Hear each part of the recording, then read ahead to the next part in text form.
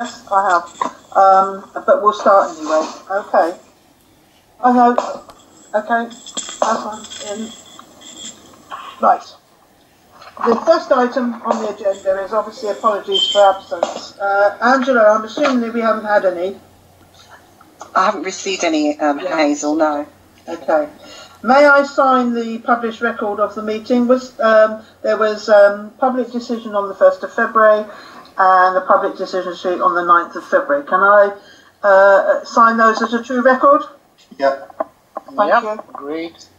And remind members of section 106, if you have any. Disclosure of interest, if you have any. Business not covered by the current forward plan, there isn't any. Business not covered by the current forward plan special urgency, there isn't any. There's no references from committees and other bodies, no recommendations from scrutiny, and no petitions. But we do have a item that I will take this part of the agenda before we go into the formal agenda. This is an administrative item that you were sent round this afternoon. I hope you've all seen it at least. It is about a representation on an outside body, and it's the Luton Fostering Panel, and it's asking executive to approve the replacement of Councillor Rivers with Councillor Taylor on the Luton Fostering Panel with immediate effect. Is everyone okay with that? Agreed. Agreed. Thank you very much.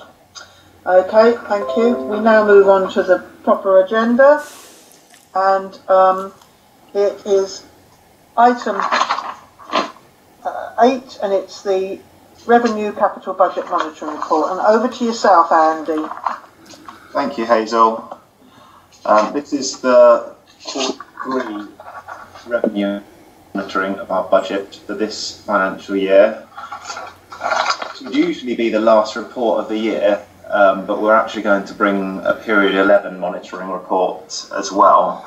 And the reason for that is that the budget monitoring this year is particularly challenging and complex because there's so much coming in and going out that hasn't usually been the case, on top of the absolutely devastating impact of the pandemic on our finances and the emergency budget we have had to set. And the monitoring of that changed what we would initially have been monitoring, but on top of that you've got the huge complexity of lockdowns coming in that we couldn't have factored in when we were planning how to monitor, and just strategies changing here and there.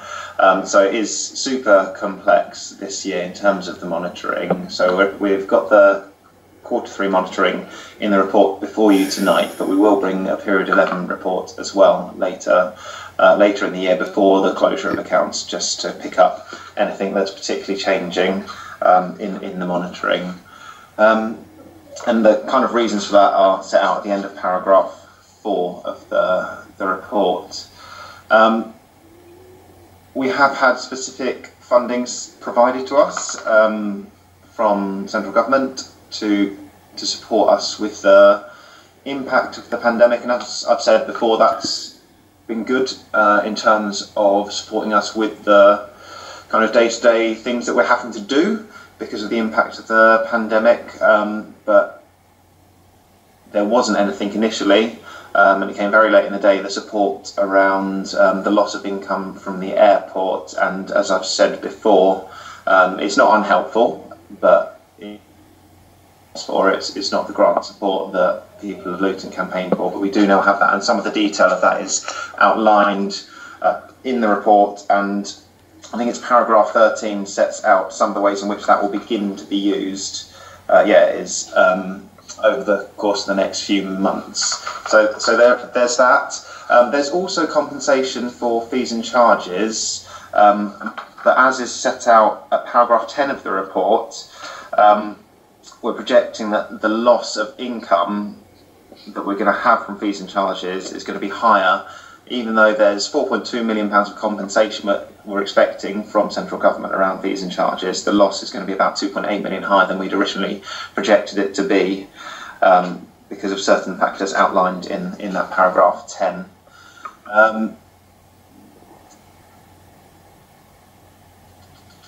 The other key change is that